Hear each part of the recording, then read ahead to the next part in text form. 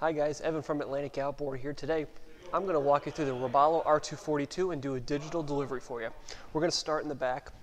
This boat's powered with twin Yamaha 4-stroke outboards. The first thing you need to know about the outboards is this mechanism right here. This is your flushing port. There's one for each engine. This female end unscrews here. There's a little yellow washer you keep inside here. You hook your hose up to this. Now while we're doing this, the motor is tilted up and the motor's off. You run this hose on here from the dock with fresh water for about 3, 4, 5 minutes. That flushes all the salt water out of the outboard and keeps it nice and corrosion free. Okay, we'll get into more detail about the Yamahas in a little bit, but the most important part about the boat is down here, your drain plug. Screws in right there. Obviously that needs to be in at all times. If the boat is on land, you could take that out and any water that gets in the boat will come out, not engaging the bilge pump. But obviously if the boat's in the water, that has to be on. Moving over here, all Robalo 242s come with this nice telescoping swim ladder. It slides out after you pull this pin right here, folds down, and there's 3 steps on each side. You lift those down. The benefit to this ladder is if you fall overboard, you can use this ladder, utilize it by opening it from the water versus having to be in the boat. These sides lift up, they slide in like so. Your trim tabs, 2 on each side, we'll talk about what those do in a little bit, but you'll notice these are recessed to avoid stepping on them while you're swimming or things of that nature. Let's take a look inside the boat. Now in the back of the boat, there are several other important components that we're going to talk about. First being your battery charger. All Robalos 22 feet and up come standard with a battery charger. This is your plug-free battery charger. So say you took the boat out one day, you left the batteries on by accident, you came down, now the boat won't start because your batteries are dead. You can plug this into your dock and that'll charge your batteries back up enough to start your engines.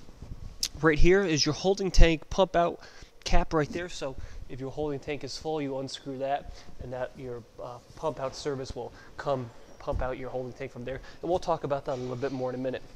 Right here is your fresh water fill. This unscrews and you fill it with your fresh water. That feeds water to your freshwater shower and your head. Speaking of freshwater shower, that's located right here. This pulls out like so. Rinse yourself off after you're swimming or whatever. And last thing I want to talk about back here is this right here. This is your raw water connection. So you would hook a hose up to this guy right here, and that's going to use raw water, meaning any body of water that you're in. It's going to take the water that the boat's sitting in, it's going to run through that. Raw water is good for if you're fishing, you get blood on the boat and you want to give it a quick rinse. You're going to use that versus wasting your fresh water. Now behind your transom door is going to be your battery switch panel. Okay, you have one switch on and off. Obviously it's in the off position now, so what we do is we do 1 click to on. The nice thing about the Robalo setup is these battery switches have something called a combined battery switch. What you do is you go down 1 more click to the yellow section, combined batteries. Say you had a weak battery or something along the lines of that where your batteries didn't have enough juice to start the boat. You can combine the batteries right there. It's going to take all those batteries, lug them together, and give you enough power to hopefully start your engines. Now back here you have 3 breakers, power assist steering if you have that option, your breakers right here. You have your auto bilge breaker right here and your stereo breaker there. If any of those 3 items don't work, the first thing you should do is check the breakers. Now there's other breakers for other parts of the boat that we're going to talk about, but those are the 3 main ones back here. Back here you have 2 other breakers, Helm main, okay, which obviously powers the entire Helm area, and the second other breaker is your windlass breaker. Okay, for boats that are equipped with a windlass. Again, if something on the dash doesn't work, your helm doesn't work, or your windlass doesn't work, first thing you should check is that breaker right there. Okay, now we're up at the helm of the boat, which is where you do all your operations. To start the engines, first thing you want to do is trim them all the way down. Now this has 5 trim switches. You have 1 right here that does both engines, individual ones right here that can go up or down. You also have 1 on each motor at the back of the boat. All right, so you would trim your motors all the way down. You would insert your red lanyard in this clip right here. Okay, the point of a lanyard is you hook it to yourself, and if you were to fall overboard, the boat would shut off. Okay, the lanyard has to be on for the boat to start. Another thing the boat has to do to start is be in neutral. Okay, if the boat is in forward or reverse, it will not start. Now you insert each key in here, you turn the key in the on position, hold and crank until the engines fire up. Right here is your Yamaha display gauge. That's going to give you all your data, including hours, fuel economy, fuel capacity, how much fuel the boat has on board, fuel flow, things like that, including RPMs and cruising speeds. You could do a lot of different variations with the pages, but how it's set up from the factory is pretty good in terms of gives you your speed, fuel economy, and fuel flow, which are obviously the most important things on the boat. Okay, now talk about the rest of the dash. Horn, obviously you know what that does. That's your horn. You have your aft bilge. Your bilge pump is hardwired to your battery, meaning even with the battery switch off, it will still work. Your bilge also has something called an auto float switch, which means when this pump senses water, it kicks on and pumps the water overboard.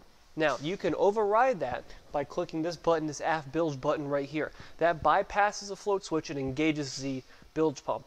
The only reason you would do that is there's a little bit of water in the bottom of the boat that you can't get out with, because your float switch is a little higher than the actual bilge pump, or if your float switch fails, which is possible to do, then you would just hit that and it would pump whatever water's in the bilge out.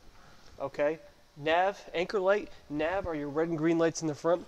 Anchor light is up on top. You use your anchor light obviously when you're anchored at night, and you use your nav lights when the sun starts to go down and it starts to get a little dusk or dark outside. Spreader lights right here are these lights right here. Obviously those are good for nighttime if you're fishing or cruising and you just want to light up the deck area.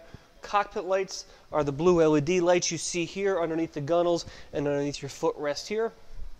Live well light, so it does exactly what it says, lights up the live well back there. And underwater lights, if your boat's equipped with underwater lights, you would hit that and that would engage the auto underwater lights underneath the boat. Live well, this engages the live well. We're going to talk about through holes and things like that in a minute, but if you hit that button, and the live well is on, and the live well is through holes on, open, it will fill the live well with water. Wash down, that is your raw water wash down. Okay, so like we talked about that's in the back of the boat. If you get blood on the deck from fishing and you want to rinse it off, your best bet's to use that instead of wasting your fresh water that you have on board. Next switch is your fresh water. That switch has to be on for your head to work or your freshwater shower to work. If that switch isn't on, neither one of those functions will work. Electronics, you hit that button right there, that's going to power your electronics. Okay, so your GPS and your fish finder. You hit that button, that gives power to those electronics, which enables you to turn them on. Trim tabs. Trim tabs, we spoke about those at the beginning of the video. Those are what's used to level the boat left to right. The control for them is right here. There's red indicator lights that will come up indicating to you where each tab is. Again, those are meant to level the boat left to right. If you have 3 guys on the boat and the boat's leaning towards the right, you would then hit bow down on the port side to help level the boat out. That switch powers that trim tab indicator right there. And this is an accessory switch, which is more than likely open on your boat. If you were to add a secondary feature like a spotlight or things of that nature, we could power to that switch right there. 2 more buttons on this dash I want to speak about is the windlass. Now there's controls up at the dash too, which we will talk about, but you can control your windlass, which is your anchor, auto deploy, and retrieve from right here. Obviously up, anchor down, deploys the anchor.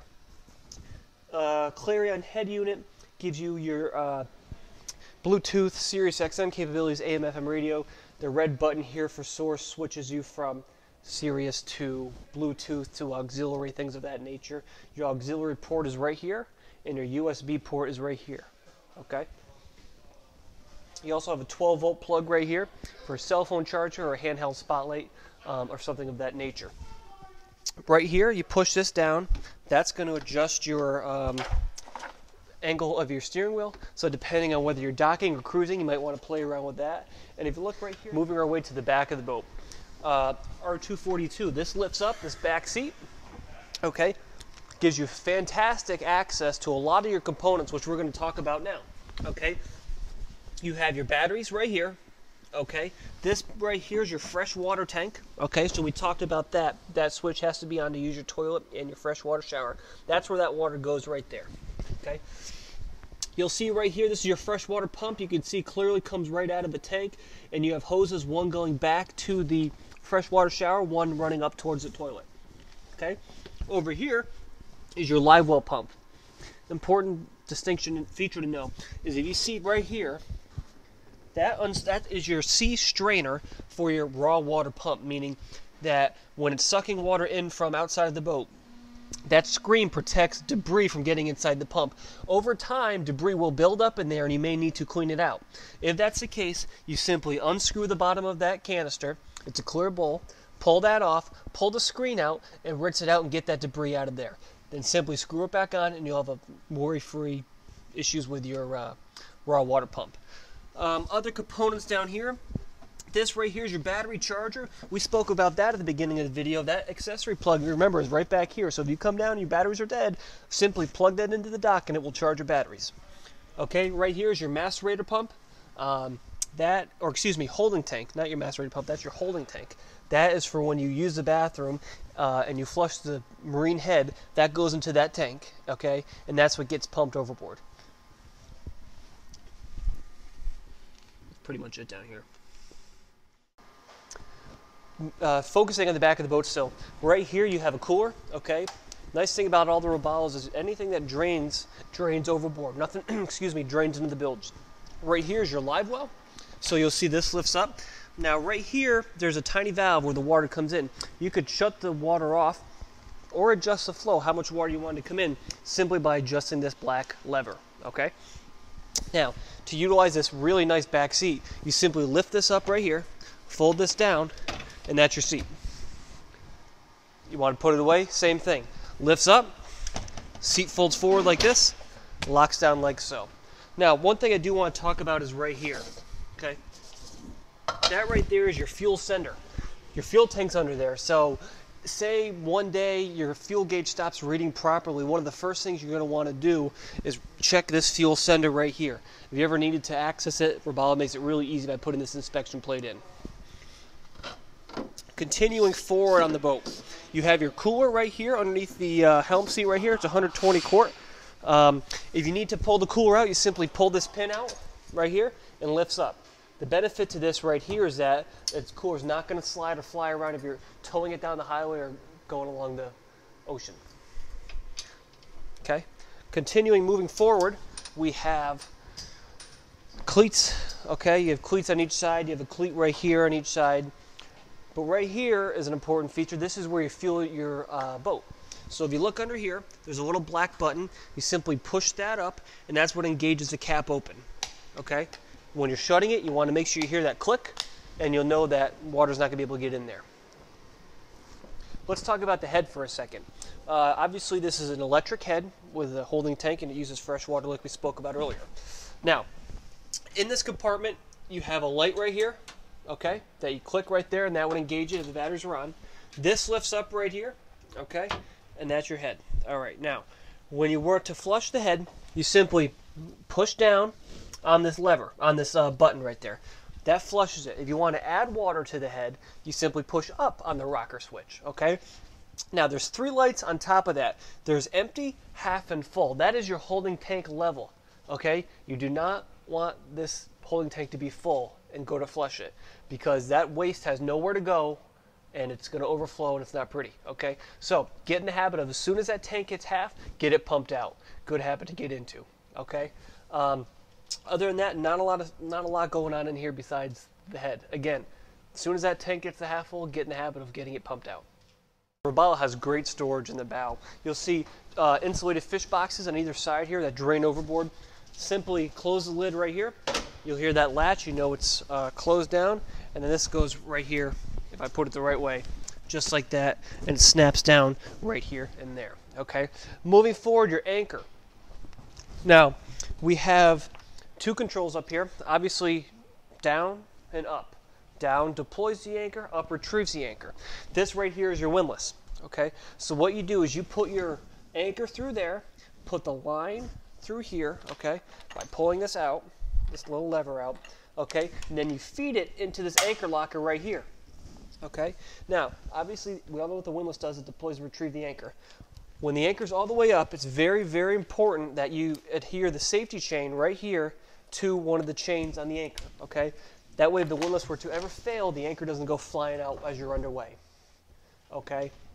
Now, let's say we're anchoring and we have the anchor out and we're in 30, 40 feet of water, doesn't really matter, okay? What you should do is you let a little bit out once you're secure, you know you're not dragging anchor, and you tie it off to this cleat. Okay, the windlass is meant strictly to pull up and deploy the anchor, not hold the boat in place. Again, the anchor's out, let a little bit out, a little slack out, tie it to this cleat, okay? The anchor's not meant to hold it in place, or excuse me, the windlass is not meant to hold it in place. The great thing about the Robalo R242 is there's 2 live wells on board.